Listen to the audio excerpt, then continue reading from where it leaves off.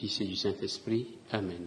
Esprit de Dieu, souffle de vie, Esprit de Dieu, souffle de feu, Esprit de Dieu, consolateur, Dieu nous sanctifie. Évangile de Jésus-Christ selon saint Jean. En ce temps-là, les Juifs se querellaient entre eux. Comment celui-là peut-il nous donner sa chair à manger? Jésus leur dit alors, Amen, Amen, je vous le dis, si vous ne mangez pas la chair du Fils de l'homme, et si vous ne buvez pas son sang, vous n'avez pas la vie en vous. Celui qui mange ma chair et qui boit mon sang a la vie éternelle, et moi je le ressusciterai au dernier jour. En effet, ma chair est la vraie nourriture, et mon sang est la vraie boisson. Celui qui mange ma chair et boit mon sang demeure en moi, et moi je demeure en lui. De même que le Père qui est vivant m'a envoyé, et que moi je vis par le Père, de même celui qui me mange, lui aussi vivra par moi. Tel est le pain qui est descendu du ciel. Il n'est pas comme celui que les pères ont mangé. Eux, ils sont morts. Celui qui mange ce pain vivra éternellement. Voilà ce que Jésus a dit alors qu'il enseignait à la synagogue de Capharnaüm. Acclamons la parole de Dieu, louange à toi, Seigneur Jésus.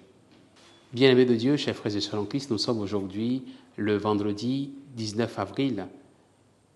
Ma chair est la vraie nourriture et mon sang est la vraie boisson. Voilà les paroles que Jésus adresse aux Juifs qui se sont réunis dans la synagogue de Capharnaüm.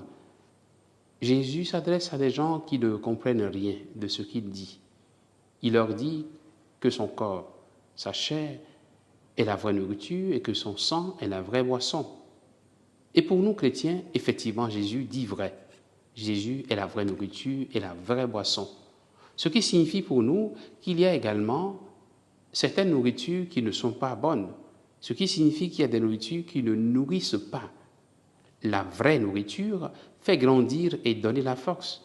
Elle donne la force. La vraie boisson rafraîchit et redonne vie. Pour nous, chrétiens, ces paroles de Jésus sont lourdes de sens. C'est pourquoi l'Église recommande de célébrer souvent l'Eucharistie, obligatoirement le dimanche et les jours de précepte, et si possible en semaine.